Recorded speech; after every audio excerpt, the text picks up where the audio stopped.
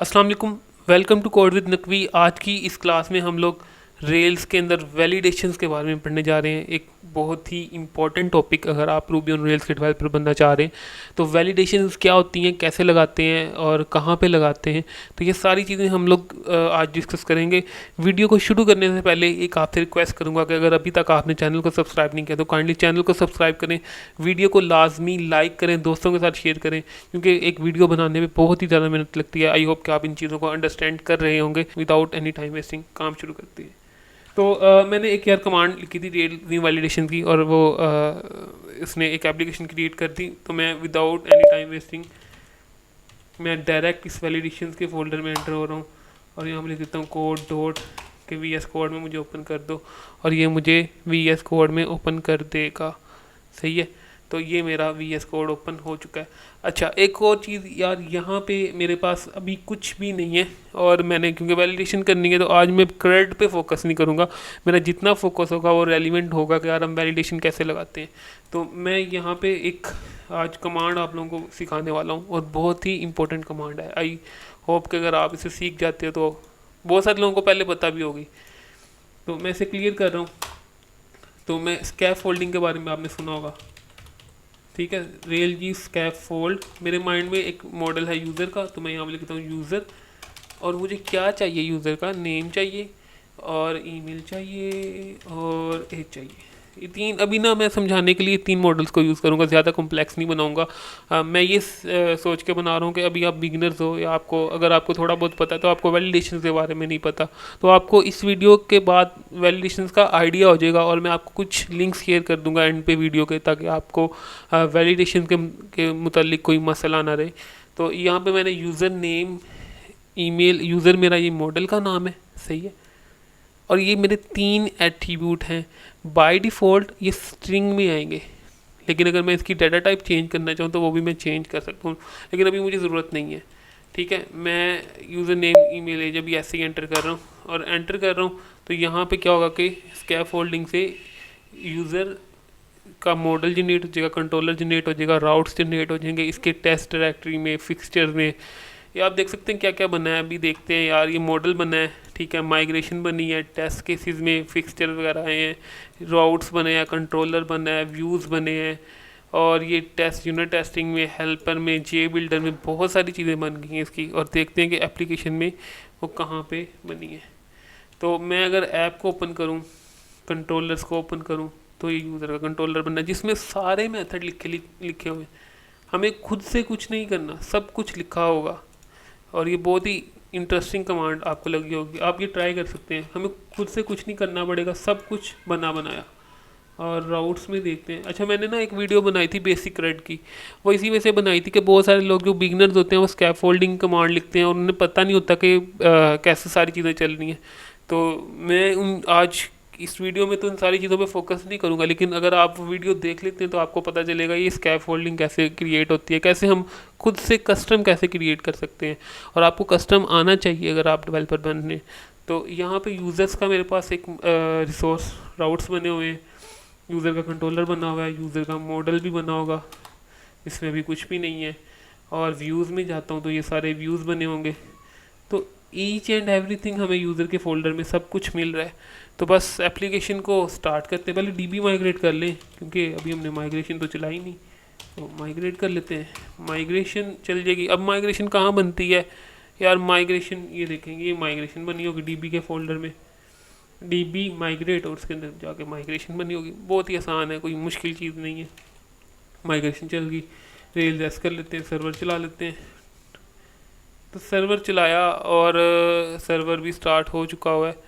तो मैं यहाँ पे 127 लोकल और 3000 पोर्ट पे सर्वर चल रहा है यार, 127। तो ये अगर अब मैं यहाँ पे स्लैश यूज़र्स लिखता हूँ तो मेरे यहाँ पे यूज़र्स आ जाएंगे।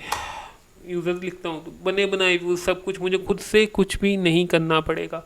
तो देखते हैं कि कैसा हमें नज़र आता है सारी चीज़ें। तो ये देखें यूज़र, अब मैं न्यू यूज़र पे क्लिक करता हूँ तो जनाब ये न्यू यूज़र आ गया, और क्रिएट पे क्लिक करता हूँ तो क्रिएट हो गया विदाउट एनी डाटा एंटर किए, क्योंकि इसमें कोई वैलिडेशन नहीं लगी हुई। तो हम लोगों ने वैलिडेशन ही लगानी है, तो वो देखते हैं वैलिडेशन कैसे लगती है। तो मैं इसे डिस्ट्रॉय कर रहा हूँ फ़िलहाल के लिए, डिलीट कर रहा हूँ।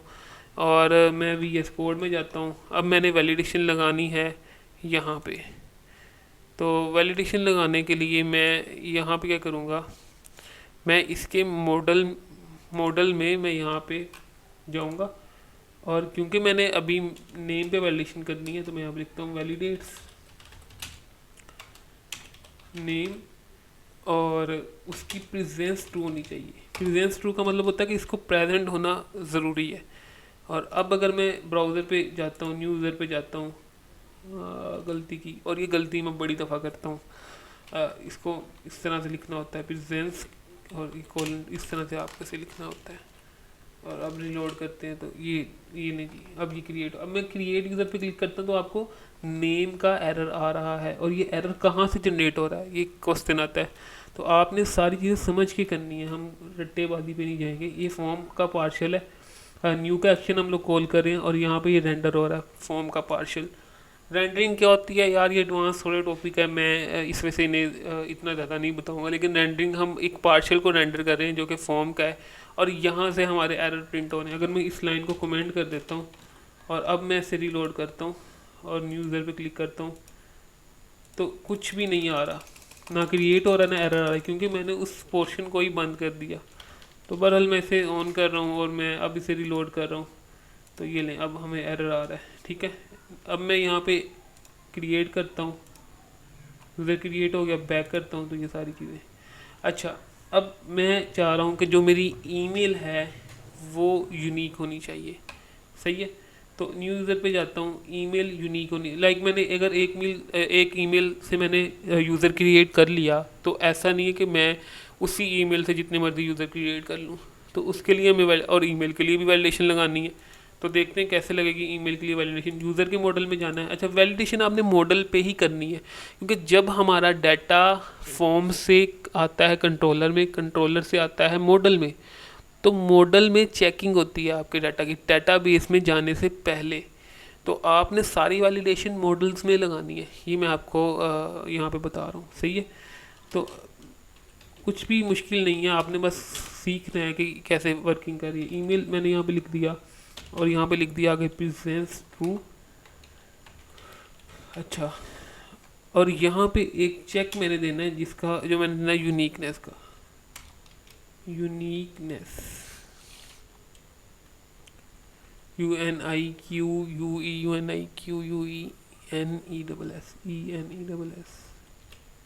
और इसे मैंने कर देना है ट्रू। अब मैं यहाँ पे यूज़र क्रिएट करता हूँ, इस तरह से बिल्कुल सही वाला यूज़र क्रिएट कर देते हैं। ये यूज़र क्रिएट हो गया। अच्छा, अब मैं क्या करता हूँ, दोबारा यूज़र क्रिएट करता हूँ। सबसे पहले आपको एरर दिखा दूँ, दो जगहों पे एरर आ रहा है, क्योंकि हमने अपने मॉडल में दो जगहों पे ही वैलिडेशन लगाई थी, या तो नेम पे लगाई थी या हमने ईमेल पे लगाई थी। तो दोबारा इसे मैं क्लिक करता हूँ, बल्कि मैं यहाँ पे फिल करता हूँ। और क्या अब ये सेव होना चाहिए? तो ये सेव नहीं होना चाहिए, क्योंकि कह रहा है ईमेल ऑलरेडी टेकन। तो मैं अब यहाँ पे ईमेल को थोड़ा चेंज करता हूँ और ये सेव हो जाएगा। तो हमने ईमेल की यूनिकनेस का भी चेक लगा लिया। अच्छा, एक और चीज़ अब सीख लेते हैं। मैं एज पे भी वैलिडेशन लगा के दिखा देता हूँ। वैलिडेट्स मॉडल का नाम, कॉलम का नाम एज, और इसकी भी प्रेजेंस क्या होनी चाहिए, ट्रू होनी चाहिए। और एक चीज़ मैं अभी मैं बैक कर रहा हूँ, न्यू यूज़र पे क्लिक कर रहा हूँ, अभी हमारे पास 3 जगहों पर वैलिडेशन आ रही है। अच्छा, मैं यहाँ पे चाह रहा हूँ कि एज की जो लेंथ है ना, लेंथ पे वैलिडेशन करना चाहता हूँ। तो लेंथ मिनिमम कितनी होनी चाहिए? मिनिमम 1 होनी चाहिए और मैक्सिमम 2 होनी चाहिए। मतलब आजकल ऐसा दौर तो है नहीं कि 150, 100, 1 साल। आजकल तो लाइफ जो है 60-70 ईयर्स तक ही महदूद होती है, आगे इसकी जो लाइफ है वो बोनस लाइफ है। तो बहरहाल अभी मैं यहाँ पे 2 डिजिट रख रहा हूँ। सही है, यहाँ पे एरर आ रहा है क्योंकि N2 लिखा गया, सॉरी। रिलोड कर रहा हूँ तो यहाँ पे अभी भी कोई ना कोई प्रॉब्लम हम लोग कर रहे हैं। कह रहा है जी मैक्सिमम मिनिमम। अच्छा, मैक्सिमम के साथ 2 नहीं है। अब इसे मैं रिलोड कर रहा हूँ तो मैं न्यू यूज़र पे क्लिक करता हूँ, क्रिएट यूज़र करता हूँ, तो अब ये 2 एरर दे रहा है। अच्छा, तो की एज मैंने ईमेल में अभी फिर चेंज कर देता हूँ, ठीक है। और एज में देता हूँ कुछ ज़्यादा, तो जनाब एज पे उस वगैरह दे रहा है कि एज जो है वो मैक्सिमम है, और अगर मैं एज खाली छोड़ता हूँ तो वो कह रहा है age can't be blank, minimum character is 1, और यहाँ पे अगर मैं यहाँ पे ये 11 देता हूँ तो अब ये क्रिएट हो जाएगी। तो हमने अभी तक 3 जगहों पे वैलिडेशन लगाई, नेम की, ईमेल की, एज की। इसके अलावा हम बहुत सारी वैलिडेशन और भी कर सकते हैं। हम लेंथ, और एक प्रेजेंस होता है, एक एब्सेंस होता है। अगर मैं इसकी एब्सेंस ट्रू कर देता हूँ, सही है, तो अगर हम ये नहीं भी देते तो तब भी काम चलेगा। एब्सेंस, सही है, मैं इसे रिलोड करता हूँ और ये मैं 2 चीज़ें फिल करता हूँ, इसे मैं खाली छोड़ता हूँ, क्रिएट यूज़र करता हूँ, तो वो क्योंकि हमने उसकी एब्सेंस ट्रू की हुई है। तो वैलिडेशंस की बहुत सारे मेथड हैं। फिर हम वैलिडेशन फॉर्मेट्स में भी देते हैं, फिर हम वैलिडेशन के कुछ हेल्पर्स हैं उन्हें यूज़ करते हैं। तो ये थी बेसिक वैलिडेशन जो अभी तक हमने पढ़ी। मैं वीडियो को ज़्यादा लंबा नहीं करना चाह रहा, मैं आपके साथ डायरेक्ट वो लिंक शेयर करना चाह रहा हूँ जहाँ से आपको वैलिडेशन के बारे में काफ़ी ज़्यादा इन्फॉर्मेशन हो जाएगी। इस वीडियो को देखने के बाद आपने जितनी भी चीज़ें हैं ये आपने इम्प्लीमेंट करनी है, और जो लिंक है वो आपके साथ मैं शेयर कर देता हूँ। रेल्स वैलिडेशंस, ये आपने रेल्स की ऑफिशियल जो डॉक्यूमेंटेशन है इससे लाजमी रीड कर लेना है। इसमें बहुत सारी काम की चीज़ें हैं। इसमें हमारे पास why we use validation, valid और इनवैलिड में क्या फ़र्क होता है, वैलिडेशन हेल्पर्स क्या होते हैं, प्रेजेंस जो भी हम लगा रहे थे, उसके अलावा भी हम लोगों ने लेंथ को चेक किया। बहुत सारी चीज़ें हैं इसमें जो आपने देखनी है इस वाली वैलिडेशन में, डॉक्यूमेंटेशन में।